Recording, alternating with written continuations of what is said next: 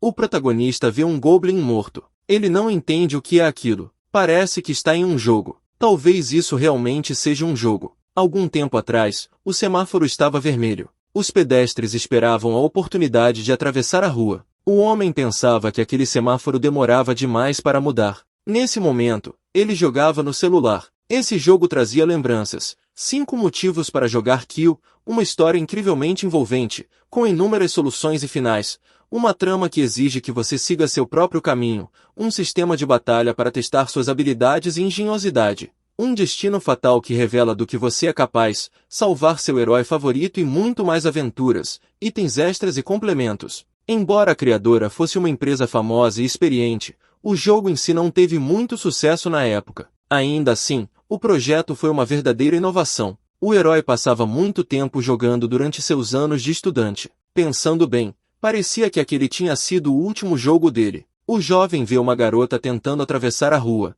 mas um carro enorme vem em alta velocidade. Ele corre e a empurra para longe, mas percebe que foi atropelado pelo caminhão. Só espera que a garota não tenha se machucado. Está com muito frio. Acha que está morrendo. Se soubesse que acabaria assim, teria jogado Kill. Ele vê uma luz. Alguém promete realizar seu desejo. O herói não entende se morreu quando o caminhão o atingiu, mas acorda em uma caverna em algum lugar. Sente como se já tivesse estado ali antes. Ao olhar para a lâmina em suas mãos, vê seu reflexo e acha que estão tirando sarro dele, porque o rosto que vê é o de um personagem do jogo Blade and Courage, Hextoren. Mesmo que tivesse realmente renascido no mundo do jogo, por que logo como Hex? Ele é um personagem inicial, um herói popular com uma multidão de fãs mulheres. Seu nível inicial é incrivelmente alto, 50. Tem características equilibradas, é bom com a espada, sabe usar magia e habilidades de ladino. Um personagem versátil que até conhece o básico de várias classes.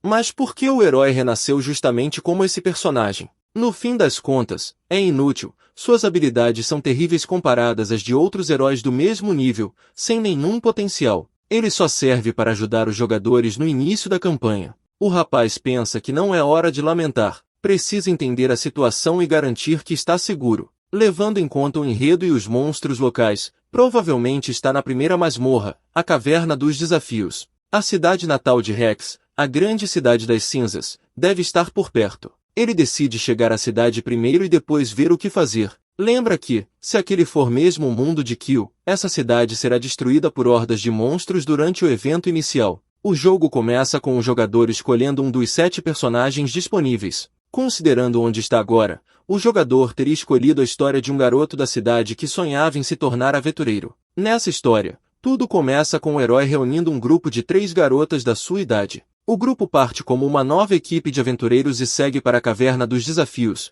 mas como o herói tem o status de escolhido, eles acabam despertando o demônio selado nas profundezas da caverna. Sobrevivem milagrosamente graças a um aventureiro experiente, Hextoren, que por acaso estava lá e conseguiu salvá-los. Mas assim que saem da caverna, uma cena terrível se revela diante deles, um ataque à Cidade das Cinzas. Posteriormente, a cidade é tomada pelos monstros e passa a ser conhecida como Cidade Monstro das Cinzas, onde os jogadores podem até enfrentar criaturas de alto nível. O jovem pensa que, se fugir para outra cidade, sobreviverá, mas o herói morrerá, e a morte de um personagem tão importante pode causar a destruição de todo o mundo do jogo. Isso significa que ele não tem escolha. Precisa impedir o herói antes que ative a masmorra. Embora os caminhos sejam confusos, ele ainda lembra de várias rotas, já passou por ali inúmeras vezes. A história será alterada, mas esse não é o problema dele. É só um trabalhador comum. Coisas como salvar o mundo estão muito além de suas capacidades. Péssimo. A última zona restante é o local do evento principal. O jovem sai correndo da caverna e vê o herói e as 3 garotas à sua frente. Dúvida se conseguirá mudar o resultado do evento. Corre até o herói, pede que pare e o avisa de que, se tocar naquela porta, algo irreversível vai acontecer. O herói e as 3 garotas param ao vê-lo. O rapaz pensa que agora o selo não deveria ser destruído depois que o herói tocasse a porta. Teme ter se enganado nas conclusões. Isso significa que o herói dessa história não é o garoto da cidade que sonhava em ser aventureiro? O herói pergunta quem ele é, chamando-o de velho. Uma das garotas o repreende, dizendo que foi rude. A segunda percebe que aquele é um aventureiro de alto escalão, o Sr. Rex. O jovem pensa que deve se comportar direito. confirma a suposição dela e pede que não o chamem de mestre. A garota diz que é sua maior fã, uma honra conhecê-lo, e pede permissão para apertar sua mão, afinal, é o próprio Sr. Rex. O jovem concorda. O herói, chamado Red, diz que deve ser só porque ele é aventureiro há muito tempo,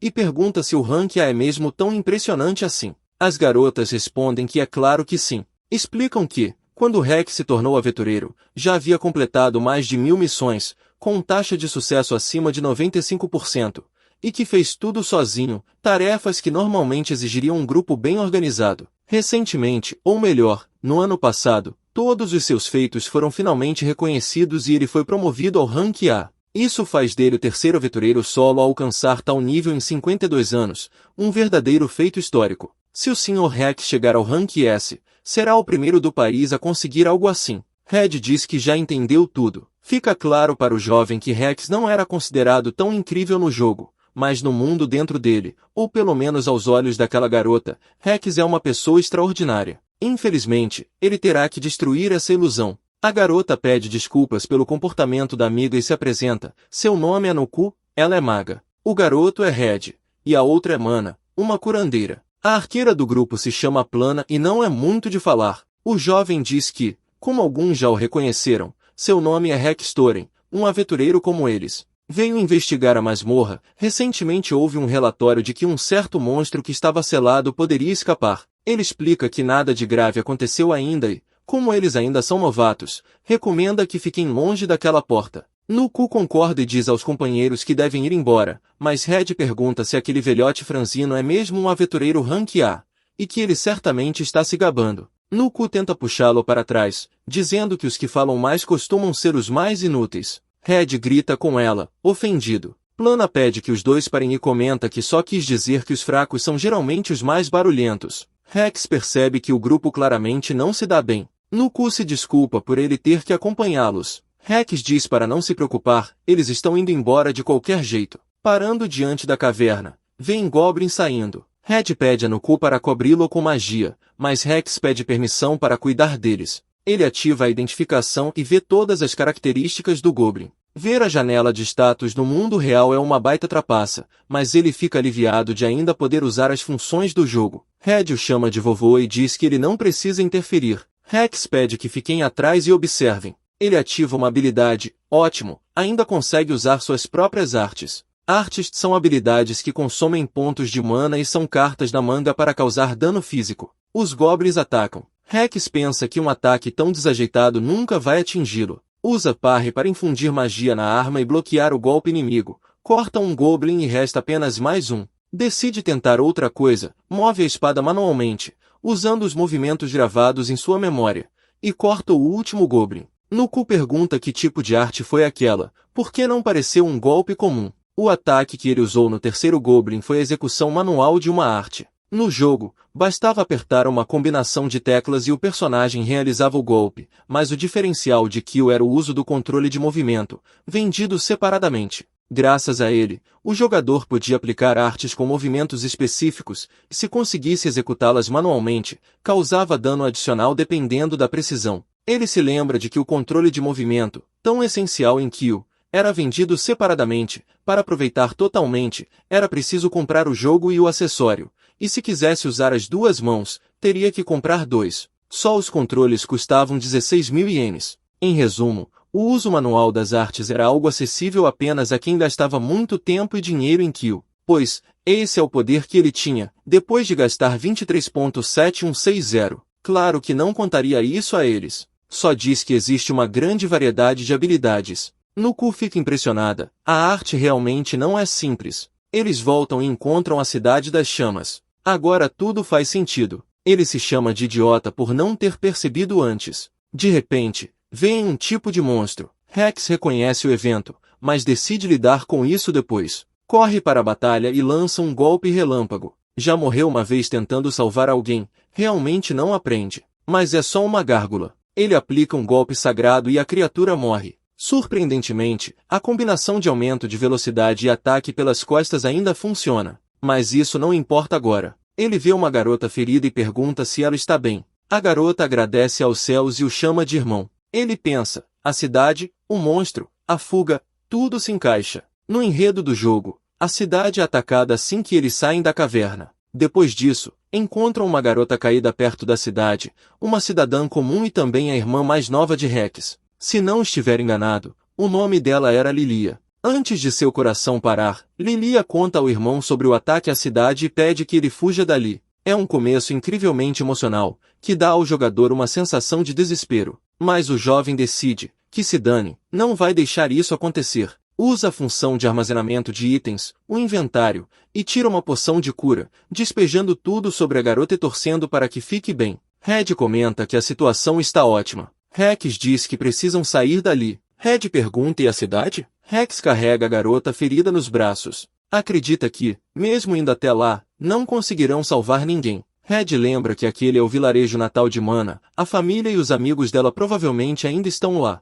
Mana concorda em fugir. Rex diz que lamenta muito, mas não sabe para onde devem ir. Existem duas localidades possíveis a partir daquela cidade. A primeira é a vila pesqueira de Umina. Se forem para Ruxia, ao sul, serão atacados por gárgulas antes mesmo de chegarem ao vilarejo. Rex pode até tentar lutar, mas as gárgulas são numerosas demais, o resultado seria trágico. As 3 garotas morreriam e só o herói e Rex sobreviveriam. Se forem para Umina, ao norte, o grupo enfrentará um chefe do final do jogo. Red tentará segurá-lo sozinho. O grupo conseguirá chegar ao vilarejo milagrosamente, mas Rex será morto sem piedade. Ambas as opções são horríveis. Indo para o leste, as 3 garotas morrerão. Indo para o norte, ele morrerá. Que situação de merda. Por Deus, ele é só um trabalhador comum. Não pode ser ele quem decide o destino das pessoas. Red o chama, e todos olham para ele, esperando uma decisão. Se tiver que escolher entre 2 tragédias, tanto faz qual. Então ele sugere voltarem para a caverna. Red pergunta novamente, e Rex diz que é melhor escolher a terceira opção. Red pergunta qual é o sentido de voltar para lá. Se bloquearem a entrada, não terão para onde correr. Rex explica que isso não é problema. Existem 2 entradas para a caverna. No jogo, ele só podia seguir o roteiro, mas agora isso não é mais um jogo, é realidade. A masmorra da Caverna dos Desafios está conectada a outra de nível alto, a do Dragão Alado Tria. Assim que o jogador completa a trilha do Dragão Alado, abre-se um caminho secreto na parte mais profunda da caverna. Lá dentro, veem que, como no jogo, há uma escada de corda. Eles a usam e sobem. Plana comenta que jamais imaginaria que existia uma passagem ali. Rex pede que não baixem a guarda. O ninho das Viver fica logo à frente. Nuku grita de medo. Red sugere que saiam dali o quanto antes. Avistam uma saída, mas Rex pede que esperem 1 minuto. Ele se afasta um pouco. Se tudo for igual ao jogo, deve estar por ali. Rex ativa o olho do ladino e vê algo brilhando à frente, entendendo o que significa. Usa magia de coleta e recolhe algo do chão. Red pergunta o que ele está fazendo. Rex explica que está coletando, e pede cuidado, aquela água é venenosa. Red se espanta e pergunta quem em sã consciência recolheria algo num lugar desses. Rex diz que faz isso justamente por causa da situação. Aquele líquido místico é perigoso em contato com a pele, mas se ingerido, aumenta os atributos, muito útil em batalha. Red afirma que isso é veneno, e Rex pede que não se preocupe. O pó fantasma de cura suprime todos os efeitos negativos do líquido místico. Red diz que nunca ouviu falar nisso, mas parece um material valioso. Afinal, precisam estar preparados para o pior. Tudo em que Rex pensa é fugir da cidade. Ele nunca havia tentado se preparar para nada. Red vê a espada de Rex encostada de lado e o lembra de mantê-la sempre consigo em território inimigo. Rex concorda e agradece. Pergunta se Red está com inveja por causa da espada. Red nega. Rex diz que, se ele morrer, Red pode ficar com a espada. Red pede que não diga essas coisas, e diz que não precisa dela. Rex responde que é brincadeira, e diz para ele seguir em frente. Ele não deixará isso acontecer. Saem da caverna e olham em direção à cidade. Os monstros não parecem estar seguindo. Nuku agradece o Sr. Rex. Se não fosse por ele, todo o grupo teria morrido. Ele diz que não precisa agradecer, que não foi nada. Mana concorda, nenhum deles teria pensado em fugir pela caverna. Rex conclui que o rank A não é só um título vazio. Red comenta que isso não é o que importa. Rex reflete sobre como conseguiu evitar um cenário ruim. Diferente da trama do jogo, conseguiram completar a primeira missão sem perder ninguém. Ao se aproximarem dos portões da cidade, Plana nota algo vindo do céu. Rex percebe que foram localizados, mas há apenas um monstro. Ele tenta enxergá-lo melhor, provavelmente estão sendo provocados, porque aquele é o pior resultado possível, um demônio da perdição, nível 60. Ele aparece diante de Rex, o mesmo monstro que o matou na história original do jogo. Um momento súbito e terrível do evento. Rex estava acostumado à vida de um homem de meia-idade comum. Um dia, voltando do trabalho, salvou uma garota prestes a ser atropelada por um caminhão, e morreu por isso. Quando recobrou os sentidos, havia renascido como Rex,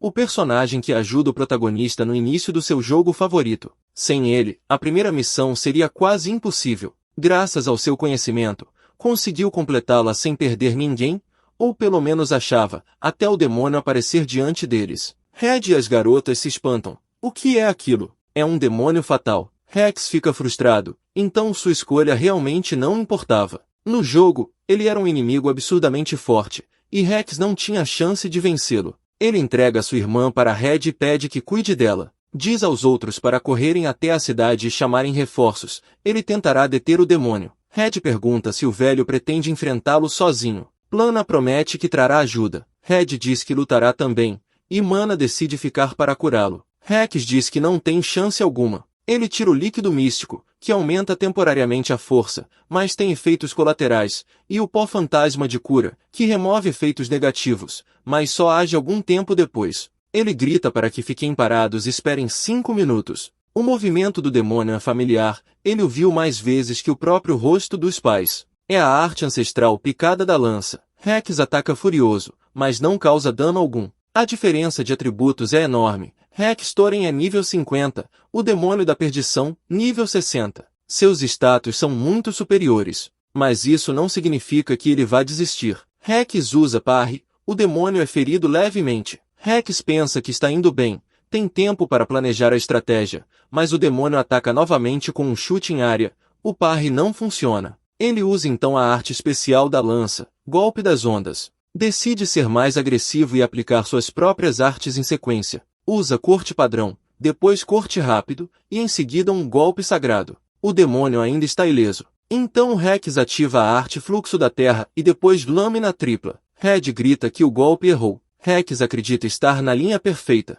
Ele usa uma arte superior. Red fica surpreso ao ver 2 símbolos de arte ao mesmo tempo. É possível? Rex usa o corte duplo. O demônio é ferido. Rex pergunta o quanto ele deve estar incomodado. A técnica que acabou de usar é chamada de arte dupla. Permite combinar 2 artes e usar a habilidade alta arte, que aumenta o dano, mas consome o dobro de mana. Porém, ativando-a manualmente, é possível reescolher a arte e causar dano massivo. Na verdade, é um bug do sistema. Arte dupla dobra o dano das 2 artes ao mesmo tempo, permitindo causar ferimentos até em oponentes impossíveis de atingir normalmente. O demônio está ferido, mas Rex sente que está no limite. Dúvida se pode aguentar. Red grita perguntando se ele está bem. Rex pede que não se preocupem, não vai deixar aquele monstro se aproximar deles. Naquele instante, ele sente, mais do que pensa, que se aquele mundo for mesmo uma história, então o verdadeiro herói seria alguém como ele. Ele avança contra o demônio,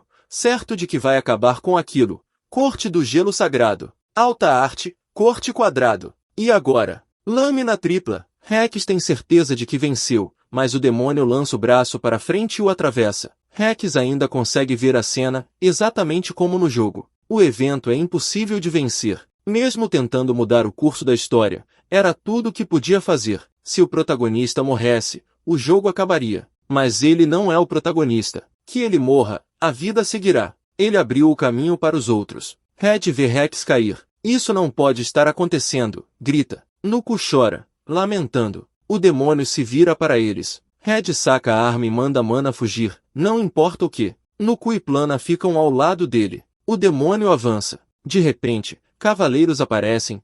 Plana trouxe ajuda, mas o demônio está prestes a decolar, e não há nada que possam fazer. Red diz que vai tentar provocá-lo, e que os outros usem magia contra ele. Nuku hesita, dizendo que o feitiço o atingirá também. Red responde que, mesmo exausto, o demônio ainda pode matar dezenas, talvez centenas de civis, precisam acabar com ele agora. Nuku não consegue decidir. O demônio aperta Red entre as garras. Ele pede que Nuku lance o feitiço. Alguém grita para o demônio parar, e o atinge com uma espada. O monstro abre a mão. Red cai no chão e vê Rex, vivo e ileso, dizendo que devemos sempre estar preparados para o pior. Red fica surpreso. Percebe que o herói chegou tarde. Rex pensa que pode ter morrido 2 vezes em tão pouco tempo. As garotas correm até eles. Mana comemora. Ambos estão bem. Perguntam como ele sobreviveu. Rex explica que é por causa de um item que usou antes da luta. Quando se aplica o líquido místico, todos os status aumentam temporariamente,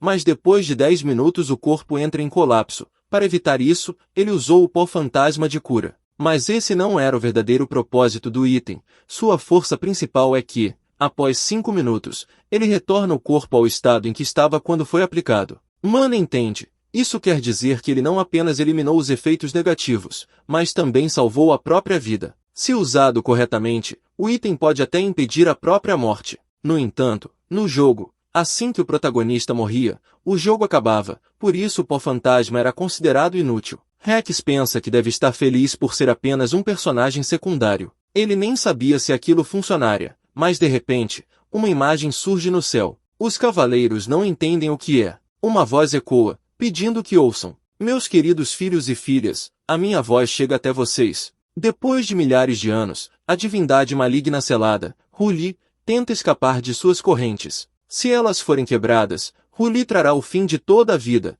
e desta vez fará de tudo para lançar uma sombra negra sobre o mundo inteiro. A voz súplica. O poder dele será indispensável na luta contra o Deus das Trevas. Pede que destruam as estátuas que exalam miasma, estão escondidas em 12 ruínas sombrias. Restam apenas 3 anos. Ela implora que salvem o mundo. A imagem desaparece, e todos percebem que era a deusa salvadora. Rex escapou da morte no primeiro evento, mas ainda é muito fraco. O demônio da perdição é um monstro de alto nível, mas existem criaturas ainda mais poderosas. Para impedir o renascimento da divindade maligna, precisarão derrotar muitos outros monstros, e passar por uma infinidade de testes. É por isso que ele vai deixar tudo para o protagonista e aproveitar uma vida tranquila e despreocupada. Até agora, ele já havia feito muito trabalho de herói, mas agora nada mais é exigido dele. Como esperado do Sr. Rex, ele não se abala nem um pouco. Claro, se alguém precisar de ajuda, ele ajudará, afinal, não quer que o mundo acabe. Vai se esforçar um pouco e oferecer seu apoio, mas não está disposto a salvar o mundo com a própria vida. Isso é problema do protagonista, não dele. Primeiro, precisa ganhar um dinheirinho extra, afinal, o dinheiro move o mundo. Vai usar todo o seu conhecimento sobre o jogo a seu favor. Red acha que Rex parece ainda mais confiante depois da aparição da deusa. É isso que eles chamam de nosso Rex. Enquanto isso, Rex pensa em como vai seguir seu próprio caminho. No fim das contas, ele não é um herói, apenas escolheu o caminho mais fácil, deixando as dificuldades para os outros. De acordo com as lendas, em 10 de outubro, 663 pessoas ao redor do mundo registraram o oráculo da deusa da salvação, e o mundo estremeceu com a notícia da queda da Cidade das Cinzas. A Era da Paz chegou ao fim, dando lugar à Era da Coragem e da Força. Cidade livre de Freirari, campo de treinamento da Guilda dos Aventureiros. Red está praticando golpes. Não é nada disso, pensa. A arte de Rex era diferente das artes comuns. Diziam que era um dom concedido pelos deuses, bastava visualizar a técnica e canalizar magia na arma. Mas pela forma como ele se movia, parecia colocar muita magia na lâmina e balançá-la aleatoriamente. Então, se ele apenas colocasse mais magia nas próprias armas e seguisse o próprio estilo, talvez pudesse dispensar os dons divinos. Red deixa a espada cair. É difícil controlar uma arma com tanta energia mágica, mas Rex conseguia encadear uma série de golpes complexos. Red está em seu quarto quando alguém bate na porta. A voz diz que é Rex. Precisa de uma ajudinha. Red abre, confuso, e pergunta o que o traz ali tão tarde. Rex diz que precisa de dinheiro. Red se espanta e tenta fechar a porta. Rex insiste, pedindo para emprestar um pouco. Tudo bem, é só dinheiro, eu devolvo 3 vezes mais, ou até 10 vezes, se quiser, ou 100 vezes. Red tenta impedi-lo, lembrando que ele é um aventureiro e deveria ter mais dinheiro que ele. Pergunta o que aconteceu. Rex diz que é uma longa história. Red diz que não vai dormir até ouvir. Rex explica. Isso aconteceu há algumas horas. Ele andava pela cidade, morto num acidente de carro, morto e reencarnado, ressuscitado dos mortos. Sinceramente, foi um dia de merda. Estava cansado de andar na corda bamba. Daqui pra frente, seria cauteloso, sem correr riscos, mas precisava pensar no futuro. Então viu uma placa. Um cassino. Rex se pergunta se aquele é o lugar certo. Era um estabelecimento raro que aparecia aleatoriamente nos arredores de certas cidades, o Cassino dos Deuses. Segundo os fóruns, se você o encontrasse cedo, bastava dar o seu melhor. Perfeito. Você podia jogar com o que tivesse, mas quanto mais dinheiro inicial investisse, melhor. Itens, equipamentos, ele decide vender tudo o que pode. No cassino, é recebido por uma garota que o convida ao Gran 1, o mundo dos sonhos e desejos. Ela se apresenta como sua guia, Compassa. Rex acha o lugar aconchegante. Compassa se oferece para ensiná-lo a jogar, se ele quiser. Mostra uma máquina de fichas, onde é possível comprá-las e usá-las nos jogos. A taxa de câmbio é diferente. Uma ficha de cobre vale 1. Uma ficha de ouro vale 1 milhão. Há também uma máquina de prêmios, mas os jogadores não podem trocar as fichas de volta por dinheiro, então precisam usar essa máquina para trocá-las por prêmios. Os prêmios são bons, mas Compassa o alerta, nada do que ganhar ali poderá ser vendido em lojas. Há 4 tipos de jogos: pôquer, roleta, caça-níqueis e blackjack, todos para um jogador. Ela pergunta se deve explicar as regras. Rex responde que, se possível, depois. Compassa concorda e acrescenta que, para evitar trapaças, há uma política rígida, nada de truques mágicos ou objetos encantados. Deseja-lhe boa sorte e vai embora. Rex decide dar uma olhada nos prêmios primeiro. Espera ver só tralhas, mas há uma espada real de aço, um anel da estrela cadente, um chapéu triangular e um anel de barreira. Isso é bom demais. Há ainda um anel de poder, uma espada antiga e uma lâmina de goblin, um tesouro de itens raríssimos. Compassa observa, achando patético, um pobretão fingindo ser nobre. Rex segura algumas fichas de cobre nas mãos. Compassa se aproxima e explica. Se for jogar roleta, basta colocar as fichas e tocar o cristal, a roleta começa automaticamente. A roleta é um jogo em que se lança uma bolinha em um disco numerado e se aposta onde ela vai cair. Você pode apostar em um número exato ou em categorias, como par ou ímpar. Rex coloca uma ficha de cobre no número para a roleta gira, sai 11, ímpar. Compassa explica que, se acertar o tipo, par-ímpar, ele ganha o dobro. Se acertar o número exato, 36 vezes o valor apostado. Rex continua apostando em número par, uma ficha de cobre por vez, 7 rodadas seguidas. Sai ímpar 4 vezes e par 3. Compassa o elogia, 3 vitórias já é ótimo, sorte acompanha os melhores aventureiros. Ela acha ele fofo, e nem percebe o truque. Quando o jogador aposta poucas fichas, a taxa de acerto é de 80%, propositalmente, para incentivá-lo a apostar mais. O cassino suga um pouco da energia vital dos visitantes a cada jogada, essa é a fonte de sustento de Compassa, seu entretenimento favorito. Rex continua apostando. Compassa nota que ele ativa a roleta e move as fichas no último instante. Não é exatamente trapaça, mas é comportamento suspeito. Ela se aproxima e pergunta o que ele está fazendo. Rex diz que ela está o distraindo e pede espaço. Compassa, intrigada, recua e deseja que se divirta. Pensa, será que ele percebeu algo? Desde o início, há um truque escondido na roleta. Ele começou apostando pouco para observar, mas algo o incomodou. Seria lógico se houvesse trapaceiros na mesa, mas ele parece ter notado algo errado com a roda, e decidiu apostar alto para confirmar. Compassa fica encantada. Ele é incrível. Descobriu o segredo da roleta. O único a fazer isso entre todos os que passaram por ali. Mas o cassino não foi feito para dar esperança, apenas para destruí-la. O truque tem 2 fases. No momento em que o jogador percebe que apostas pequenas só drenam sua energia e decide apostar alto, o mecanismo se inverte.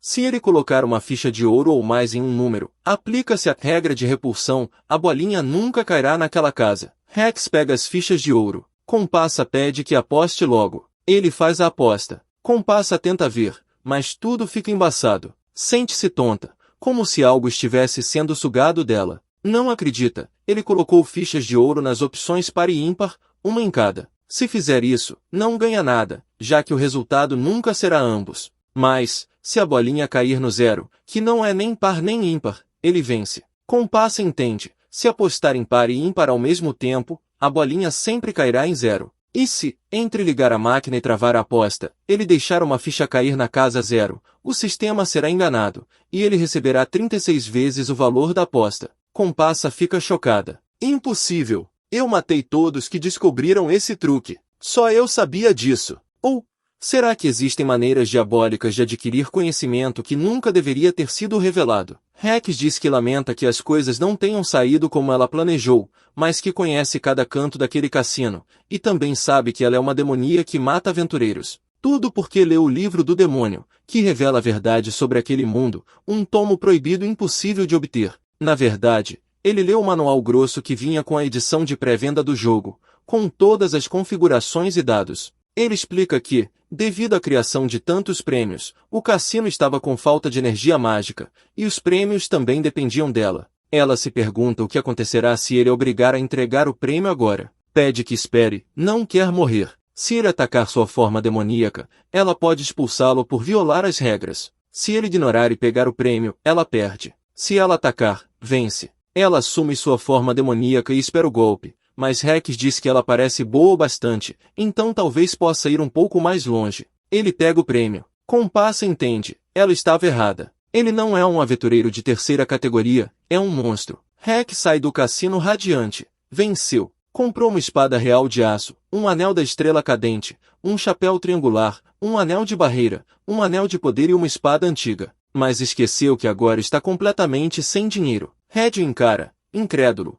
Você está dizendo que ganhou um monte no cassino e gastou tudo em prêmios, e agora não tem um tostão. Rex admite que, basicamente, é isso. Red suspira e pede que jogue com moderação. Enquanto isso, Lilia, a garota que escapou da morte, senta-se sob uma árvore, refletindo. Desde que ele chegou a este mundo, começou a entendê-lo melhor. A primeira coisa que pode afirmar é que este mundo repete os eventos de Blade em de valor. Ele conseguiu salvar Lilia, a irmã de Rex, que agonizava no chão. Os eventos do jogo são quase completamente recriados, com elementos da cultura japonesa moderna, idioma, itens, serviços. Quando estava morrendo, ouviu uma voz que prometeu realizar seu desejo. Mesmo tendo feito uma boa ação ao salvar uma estranha, será que esse mundo inteiro foi criado só para ele? Parece inútil pensar nisso. Ele pega uma caneta e um caderno, e se pergunta o que deve fazer a seguir. Não é que queira sair deste mundo, mas tem muitas pendências no outro. Escreve: meu primeiro objetivo é voltar para o meu mundo. Depois risca a frase e escreve: quero viver neste. O principal objetivo agora é sobreviver pelos 3 anos do jogo. Se você for um jogador comum, Rex morre 100% das vezes. Ele sobreviveu ao evento inicial, então acha que já superou essa barreira, mas não pode ter certeza. Além disso, se o Deus maligno realmente voltar à vida, o mundo não estará seguro, então é praticamente uma limpeza total. Para alcançar esse objetivo, ele precisará, primeiro, encontrar o protagonista. O protagonista é o personagem mais importante do jogo. Isso não é só necessário, mas absolutamente vital. O grupo de Red, que ele conheceu, não tinha nenhum protagonista. O pior que pode acontecer é não haver um único herói neste mundo. Segundo, explorar o mundo, entender como ele funciona e descobrir o que é diferente do jogo. O que é possível fazer no jogo e o que não é possível aqui. O que não era possível no jogo, mas pode ser feito neste mundo. Ambas as coisas podem ser vantagens. Terceiro, completar vários eventos. Em Kill, existem eventos chamados de eventos fatais. São eventos em que um personagem morre se você fizer a escolha errada ou não intervir. Há também os cruzamentos históricos. Se fizer a escolha errada neles, o mundo inteiro cai em caos. Quarto, fortalecer-se. É isso. Primeiro, precisa lembrar de todo o conhecimento sobre o jogo. Ele anota as palavras e os principais episódios. No fim, Rex percebe que escreveu algo perigoso. Se isso fosse um mangá, o inimigo o capturaria na segunda metade e causaria um desastre. Ele decide ter cuidado para que ninguém veja o que escreveu. Lilia o chama. Rex se vira e vê que ela acordou. Ela diz que ele não é seu irmão. Rex saca a espada e pergunta quem ela pensa que é. Ele não entende por que está dizendo isso e de repente pede que pare com a brincadeira.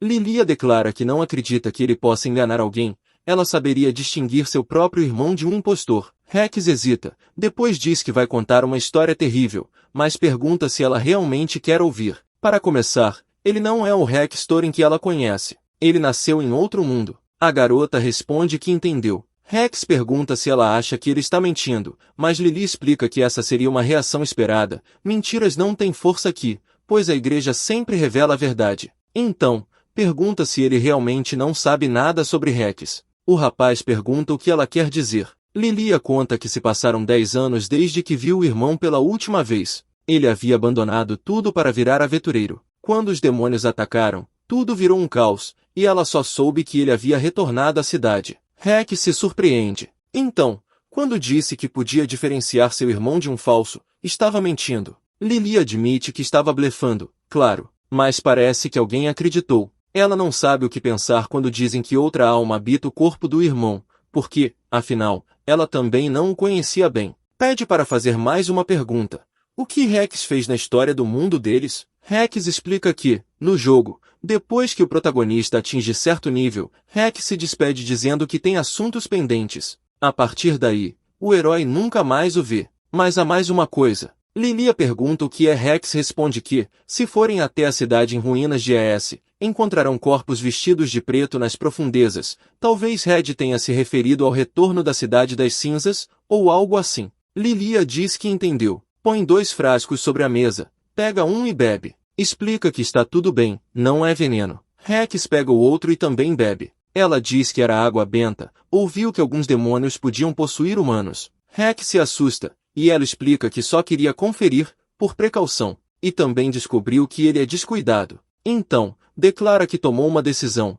Vai segui-lo, seja quem for aquele corpo pertence ao seu irmão, e ela não pode deixá-lo. O clã Thorin é um clã guerreiro, e ela pode ajudá-lo em batalha. Rex pede para ela esperar, não tão rápido. É difícil falar em lutar sem saber o quão forte ela é. Sugere que comecem avaliando o nível dela. Ele pede que ela mostre sua janela de status, e então podem discutir o futuro. Lilia pergunta o que é janela de status. Rex se espanta. A janela de status é o fator mais importante em Kill, mas os habitantes desse mundo não sabem o que é isso. Rex usa a habilidade Identificação, ela permite ver o próprio status. Ele observa seus próprios atributos e percebe que Rex é bem fraco. O aventureiro médio em Kill ganha 4 pontos de status por nível. No nível 50, o normal seria ter cerca de 200 pontos totais. No nível 1, o jogador já começa com cerca de 20 pontos, mas Rex tem 20 a menos. Além disso, os pontos são mal distribuídos, por exemplo, 6 em força,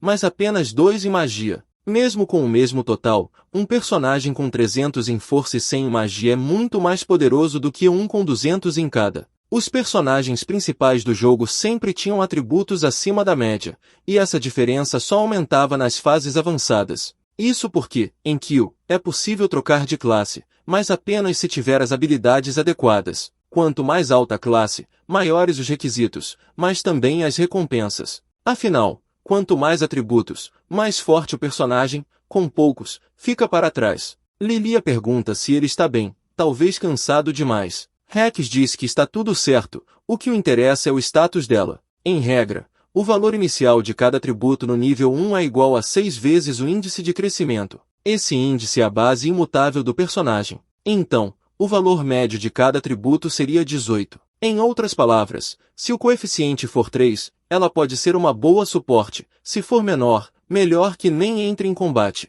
Rex ativa a identificação e vê que Lilia está no nível 1. O que vê o deixa tão chocado que desmaia. Algum tempo depois, acorda. Lilia percebe e comenta que os estalajadeiros disseram ter ouvido que ele derrotou um demônio enquanto protegia um grupo novato, mesmo ferido. Ela traz comida, mingau de ovos, e deseja bom apetite. Rex agradece e come. Está delicioso. Pergunta se foi ela quem fez. Ela responde que é só um prêmio de consolação e o agradece pela ajuda. Rex se sente patético. Já sabia que Rex era fraco, mas precisava mudar de mentalidade. Sempre tratou Kill como um jogo, achando-se o herói, mas, neste mundo, há um herói que realmente salva o mundo, e ele não é esse cara. Decide pensar neste lugar como um jogo de simulação. Vai treinar pessoas que possam derrotar os demônios, fortalecê-las, e conquistar o mundo por meio delas. Essa é a melhor escolha. Fortalecer-se, a resposta está aí. Diz a Lilia que está feliz por tê-la ao lado. Pede sua ajuda e pergunta se ela lutará com ele. Ela sorri e diz que sua espada está sempre a seu serviço, e pergunta se ele quer saber por que ela é tão forte para o nível em que está. Então conta sobre a casa Thorin, governantes da Cidade das Cinzas por gerações, servindo como guardas reais e espadachins. Assim foi até o ataque dos demônios. O clã Thorin usava velocidade e magia do vento nas batalhas. Na verdade, ela acabou de conseguir sua licença, então acredita que a guilda ainda existe. Rex pergunta que licença é essa. Lily explica que ainda há muito a aprender, mas agora é parte da espada de Thorin, e pode orgulhosamente se chamar de espadachim imperial. Rex reflete sobre isso. Se lembrar do status de Lilia, um espadachim imperial é uma classe de elite. Mas isso é impossível. Lilia, no jogo, era apenas um personagem de evento, sem classe definida, e morria cedo na história. Provavelmente, o sistema a fez herdar as habilidades da Casa Thorin. Mas se alguém alterou manualmente sua classe para espadachim imperial,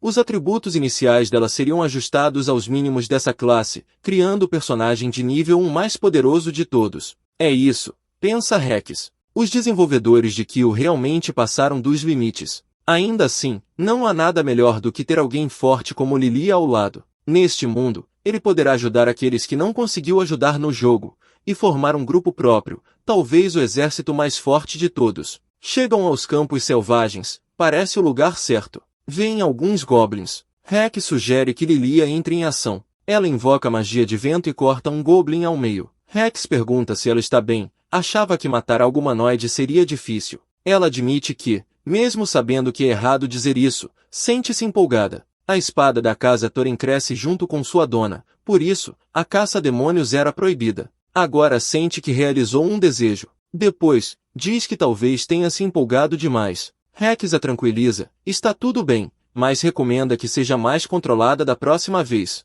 Ela concorda. O objetivo dessa expedição é avaliar a velocidade de crescimento de Lilia. Rex, por exemplo, tem fator de crescimento 4. O custo de suas habilidades aumenta proporcionalmente. Não importa o quão altos sejam os atributos iniciais dela, se o crescimento for baixo, acabará ficando para trás. Rex pede para verificar. Lilia concorda. Ele ora, tentando não sentir inveja, e ativa a identificação. O que vê o deixa animado. Os índices de crescimento de Lilia são altos, suas características aumentaram muito. Lilia pergunta como foi. Rex sorri e declara, vou criar o exército mais forte de todos. Em Kill, os status são coisa séria. Rex começa a examinar os atributos de pessoas comuns. Beamon, nível 1.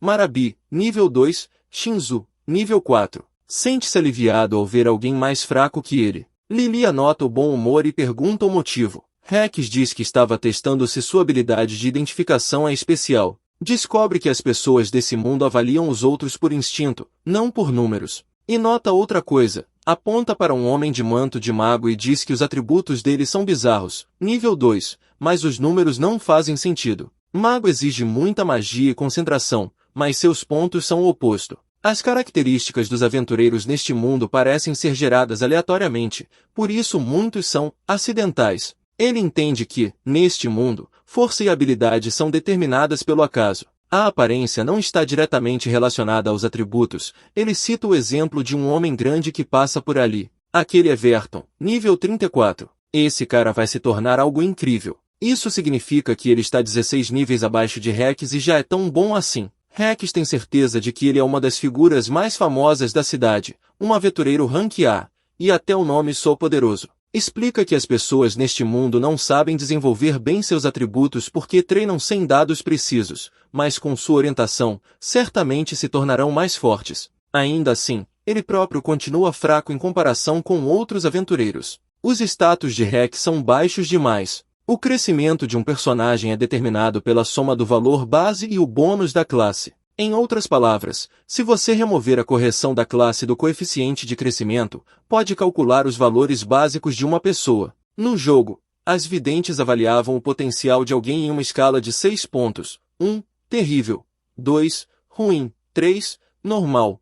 4, bom. 5, excelente. 6, gênio. De acordo com essa escala, sem o bônus da classe espadachim imperial, o crescimento de Lilia está claramente acima da média. Já o espadachim Rex, um aventureiro solitário que viajou o mundo com apenas uma espada, é apenas metade de um aventureiro mediano. E o mais estranho, o atributo mais alto de Rex é magia, algo totalmente inútil para um espadachim. O verdadeiro Rex original, com status tão desequilibrados, conseguiu chegar ao rank A? Ainda assim, ele agora tem um plano. Existem duas formas de melhorar, fazer aliados ou concentrar-se em si mesmo. Estava dividido entre as duas opções. Mas, após analisar os dados, chegou a uma conclusão, vai treinar Rex do zero. Normalmente, seria sensato desistir de um personagem assim, mas o gamer dentro dele grita: seria incrível transformar esse personagem inútil em um verdadeiro guerreiro. Rex lembra de um evento onde é possível redefinir todos os atributos,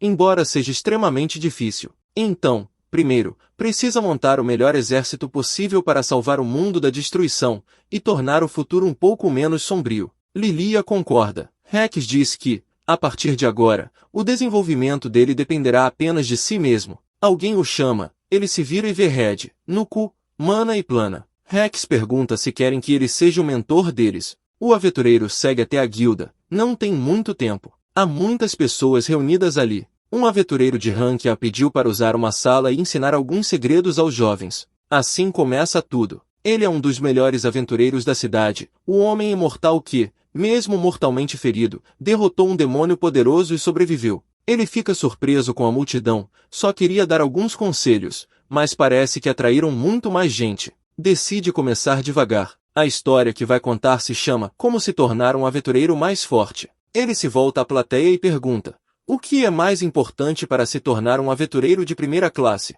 Alguém responde: força. O aventureiro diz que não está exatamente errado, mas não é isso que quis dizer. O mais importante para um verdadeiro aventureiro é nunca desistir. É só isso? Perguntam. Ele explica: enquanto estiverem vivos, podem tentar de novo, quantas vezes forem necessárias. Todos têm potencial, não importa o quão ruins sejam, a experiência permanece com eles. Não existe caminho errado para o aventureiro. Somente aqueles que continuam, mesmo sendo ridicularizados, tornam-se de primeira linha. Ele se empolga um pouco, mas nota que o público está cansado de filosofia, então passa à parte prática. Disse que, com a bênção dos deuses, todos têm 6 atributos principais: força, necessária para lutar com armas; resistência, define quantos golpes você aguenta; agilidade, sua velocidade de reação; magia, o poder e a pureza dos feitiços; espírito, sua resistência mágica; e concentração, sua capacidade de manipular magia e habilidades.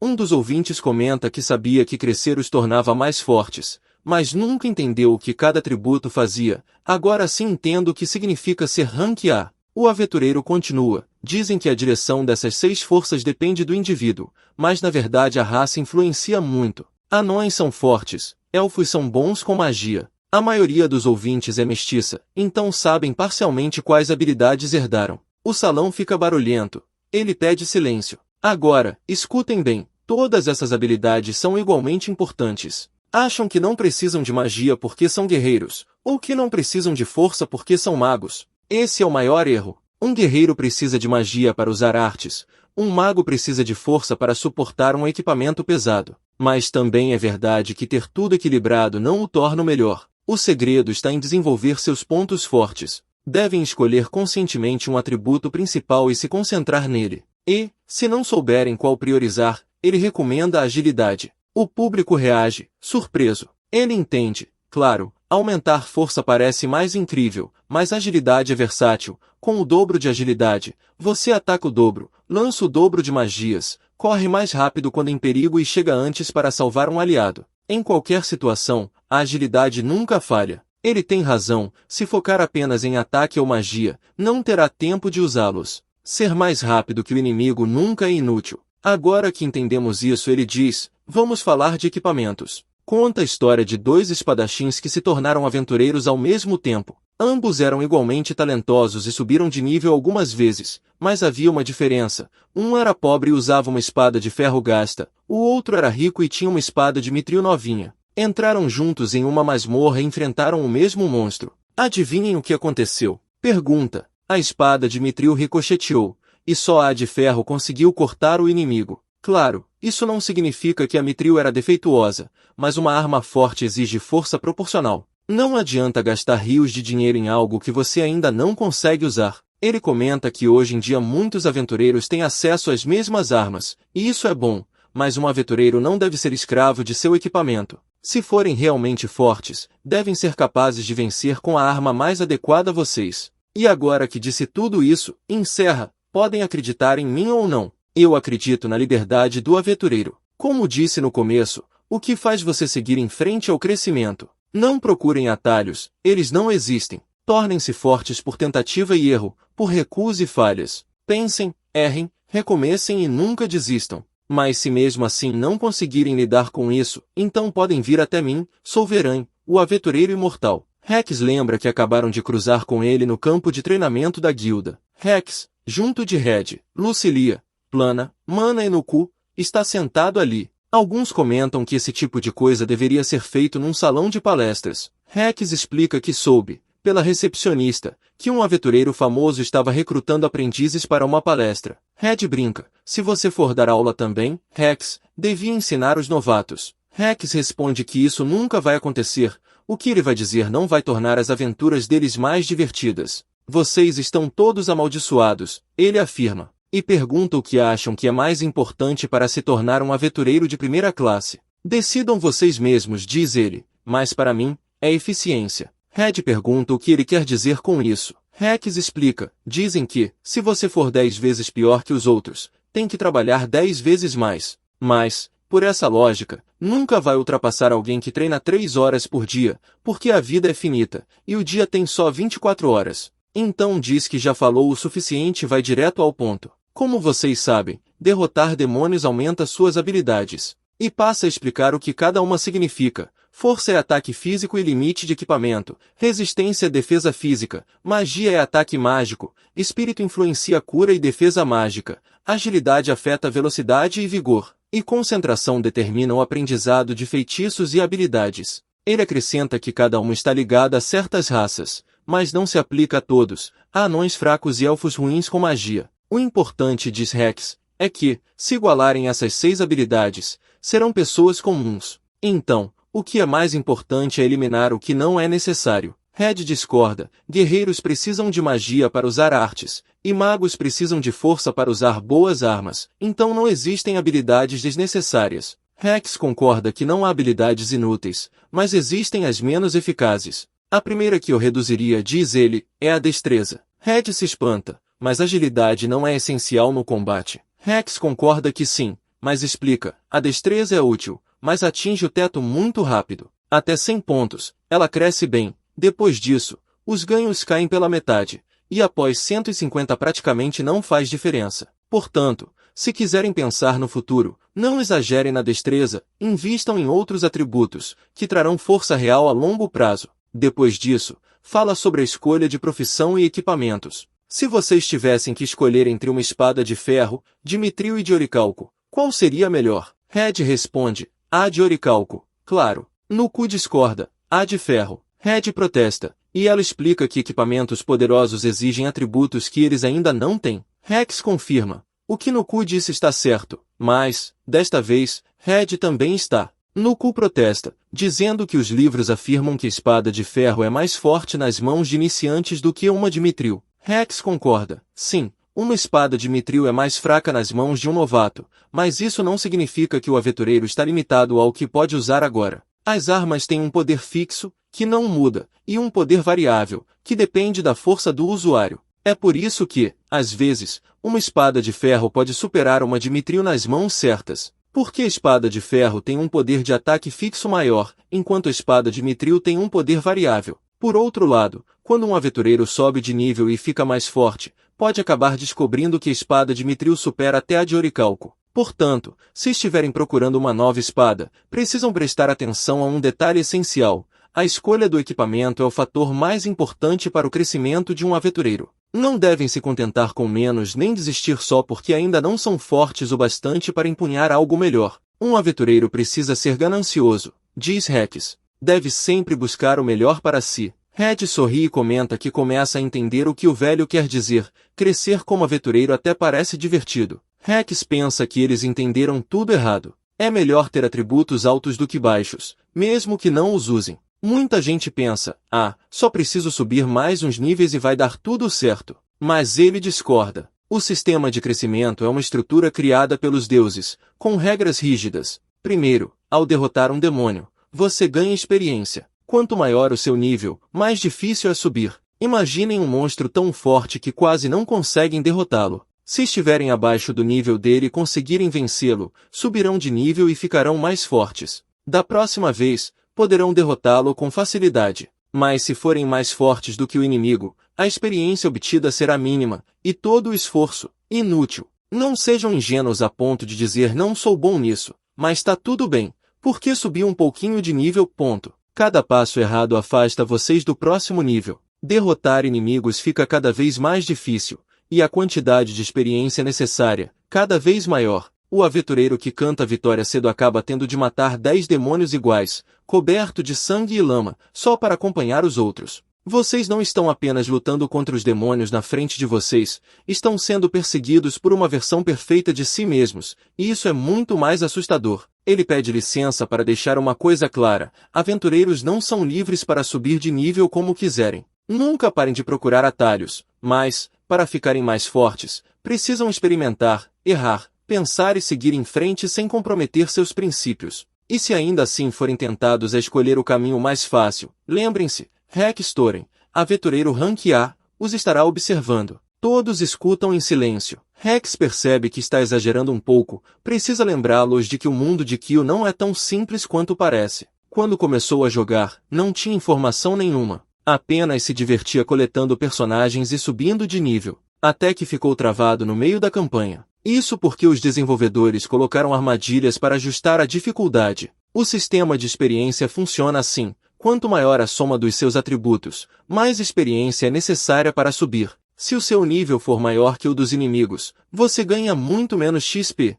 No início, os monstros são fracos e fáceis de derrotar. Personagens com alto fator de crescimento evoluem rápido. Mas no meio do jogo, quando os inimigos ficam mais fortes, não é mais tão simples. Quem tem crescimento baixo e sobe de nível sem parar acaba ficando para trás, incapaz de acompanhar a inflação dos atributos inimigos. Chega um ponto em que não consegue nem enfrentar monstros do próprio nível, nem ganhar experiência suficiente. Por outro lado, o inverso também é verdadeiro. Um personagem cujas habilidades são altas em relação ao nível, ou seja, com alto fator de crescimento, pode parecer atrasado no início, mas, com o tempo, supera todos os outros e se torna alguém admirável. Neste mundo, diz Hex, as pessoas nem entendem o conceito de status numérico. Então pergunta ao grupo se já decidiram seus papéis. Red diz que sempre quis ser o herói que derrota os inimigos com a espada. Nuku admite que nunca foi boa fisicamente, então quer se dedicar à magia, quer apenas ser útil. Mana diz que não sabe lutar,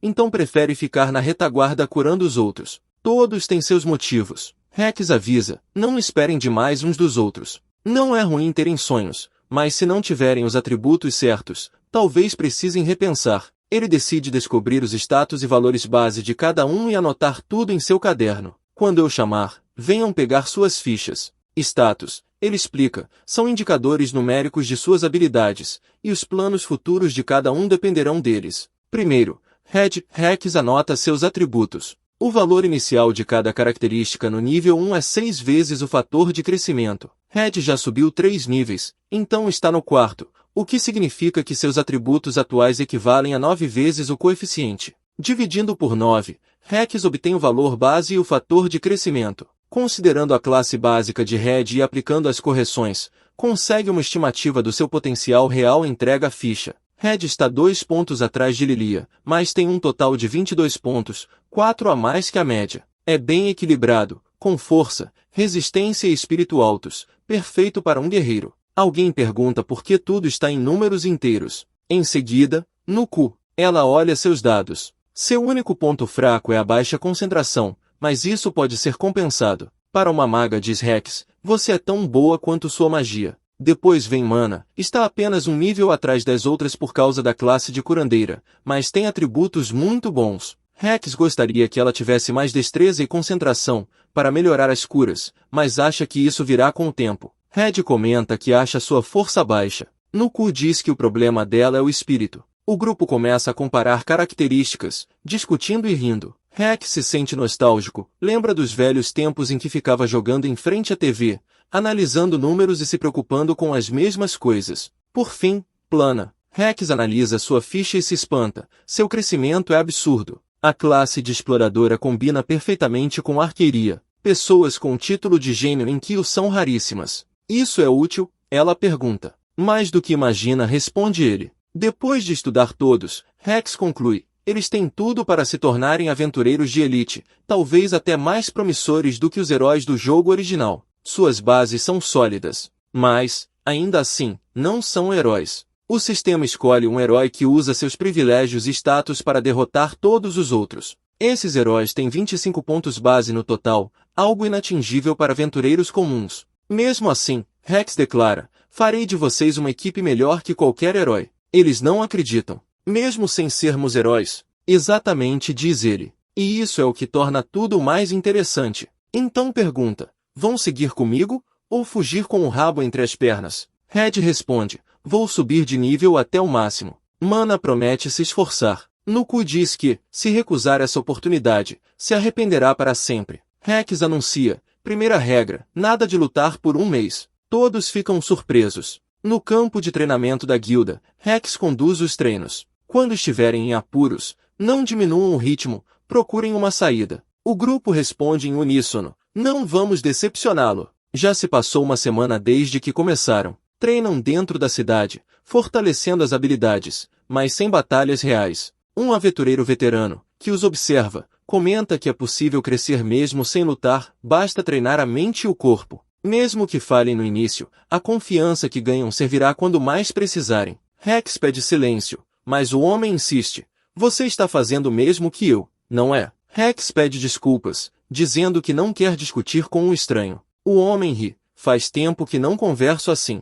Sabe, muita gente fala sobre você, dizem que está desperdiçando o talento dos novatos. Ele explica que há aventureiros tão cautelosos que se preparam demais e acabam crescendo devagar, enquanto os ousados evoluem rápido. Foi assim comigo na primeira vez que tive sucesso. O homem o encara. Também comecei a treinar um grupo há pouco tempo. Sei o que é cuidar demais dos pupilos. Mas, se ousar estragar as chances deles por egoísmo, eu mesmo não vou perdoá-lo. Rex fica calado, tentando entender quem era aquele soldado que passou. Nuku explica. Esse é o Sr. Veren, aventureiro Rank A, líder de uma das melhores equipes da cidade. Um dia, cercado por incontáveis demônios, derrotou todos, mesmo ferido mortalmente. Por isso o chamam de Veren, o Imortal. Rex lembra que já o tinha visto antes. Nuku pergunta se um dia eles poderão ser tão fortes quanto ele. Não responde Rex. Nuku ri e diz, você tem razão. Mas Rex completa, não, porque seremos muito mais fortes do que ele. As garotas se espantam.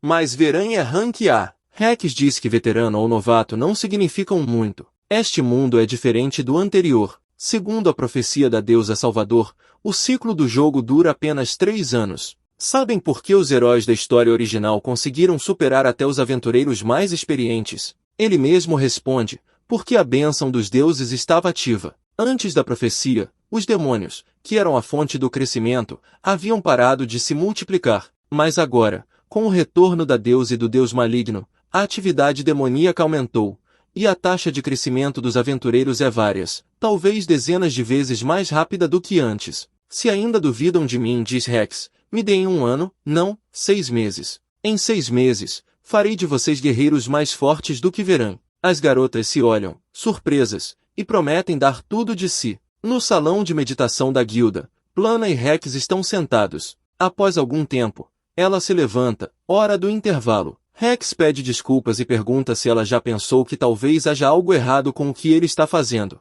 Proibir de lutar por 1 mês, mudar sua classe para maga, o oposto do que era, e agora mandá-la meditar. Por quê? Plana sorri e responde, porque, se o treinamento é mais eficaz quando estamos fracos, então devemos treinar até estarmos prontos para lutar. Se a eficácia do treinamento depende das próprias habilidades, é natural mudar de classe quando for conveniente. Que dúvidas podem existir sobre isso? Ela pergunta. Plana diz que Rex devia confiar mais em si mesmo, não importa quantos livros tenha lido ou quantas pessoas tenha consultado, ninguém jamais deu conselhos como os dele. Somos muito sortudos por ter o melhor líder. Rex pensa que esse tipo de treinamento inusitado jamais seria compreendido pelas pessoas desse mundo, mas ele acredita nele. Pede desculpas por tê-la subestimado e admite que está feliz por tê-la como aluna, junto dos outros. Diz que precisa sair. Ela pede que espere. Eu não entendo tudo, mas quero acreditar em você, diz. Você arriscou a vida para me salvar. É verdade que lutou até a morte contra o demônio da perdição, não só por si mesmo, mas por todos nós. Eu não vi a luta, estava gritando por socorro, mas fiquei grata por você ter nos protegido até o fim. Rex sente o peso da confiança que depositam nele, desproporcional à sua própria motivação. No campo de treinamento da guilda, Red e Lilia praticam golpes. Primeiro o flash cut, depois o corte cruzado, o corte curvo, então o V-slash novamente. Rex se aproxima. Não é suficiente. Se forem fazer nesse ritmo, reduzam os movimentos e prestem atenção à inércia. Ele demonstra o V-slash. Red diz que ainda não entende a técnica, a trajetória da espada é distorcida. Como aquilo pode ser o ideal? Rex explica. Parece uma arte, mas não é. Precisamos mostrar ao mundo o caminho do desenvolvimento das artes. É uma recriação perfeita da técnica, mas não resulta em ativação manual, porque a ativação manual, neste mundo, funciona de forma diferente do jogo. Para tirar o máximo dela, precisam imaginar o movimento dinâmico da arma, controlando a velocidade e a direção do golpe,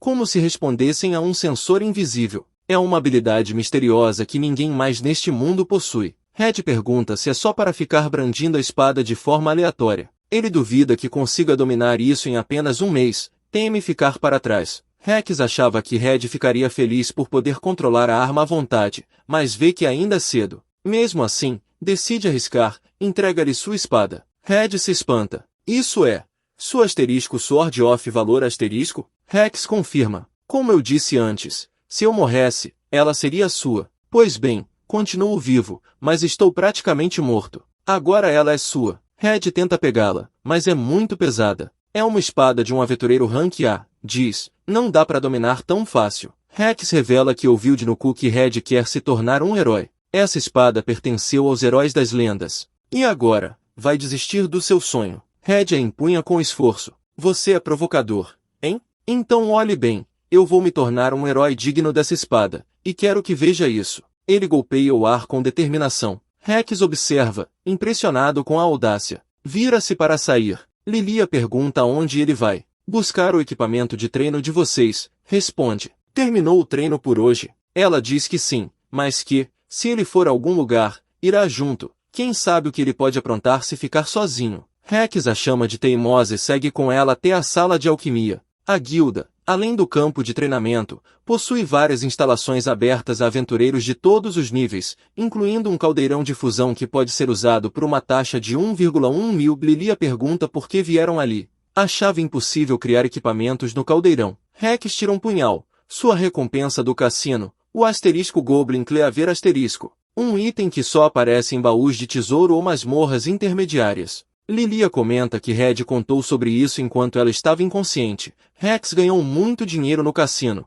mas se empolgou e trocou tudo por prêmios. Ele confirma, tem 99 asterisco Goblin Cleavers asterisco, facas de oricalco forjadas por um homem que desistiu da aventura após ser derrotado por goblins. A faca causa 3 vezes mais dano em goblins, mas 1/3 a menos em outras raças. Além disso, reduz os atributos dos goblins em 10%. Porém, uma vez equipada, não pode ser removida. Parece inútil, diz Lilia. A oeste da cidade de Lixia há uma caverna de goblins. Se formos até lá, talvez sirva. Mas, fora isso, só serviria como arma de arremesso, já que tem poder fixo de ataque. Rex sorri. Não é por isso que estamos aqui. Lilia pergunta o que ele quer dizer. Você tem a habilidade de forjar equipamentos no caldeirão? Não exatamente. Rex joga várias facas dentro do caldeirão. Elas se fundem e viram um pedaço de metal. Olhe de perto. Depois, os dois vão a uma loja. Rex entrega uma bolsa ao vendedor. Ele abre e vê um pedaço de oricalco puro. Um único bloco de oricalco vale 10 milhões. Rex agradece,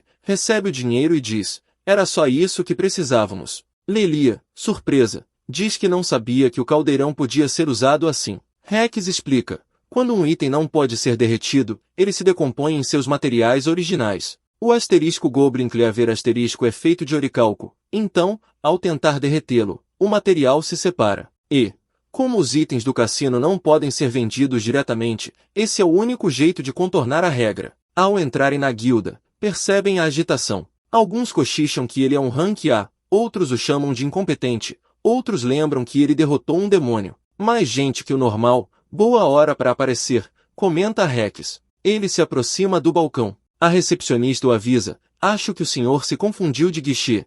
Este é o dos clientes.